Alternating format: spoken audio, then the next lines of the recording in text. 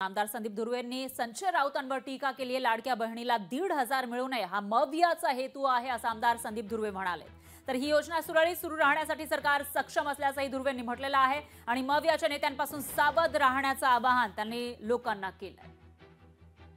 मुख्यमंत्री माझी लाडकी बहीण योजना आहे, ही योजना फसवी आहे, ही याच्यामध्ये आर्थिक डिसिप्लिन नाही पाळलं असे ते बोलले आणि सरकार आमची येणार तेव्हा योजना आम्ही बंद करू असे ते बोलले।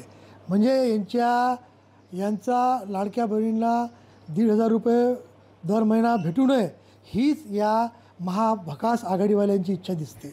या गोष्टीचा मी निषेध करतो। त्यांनी हे लक्षात पाहिजे की 46,000 कोटीची योजना आहे वार्षिक आणि आम्ही सक्षम याच्याकरता आहोत की आमचं डबल इंजनचं सरकार आहे। केंद्रामध्ये आम्हाला नरेंद्र मोदींचं सरकार आहे, NDAचं सरकार आहे, राज्यामध्ये आमचं सरकार आहे। त्याच्यामुळे ही योजना 100% आम्ही चालू। लोकशाही मराठी ऐका, पहा, जागरूक रहा।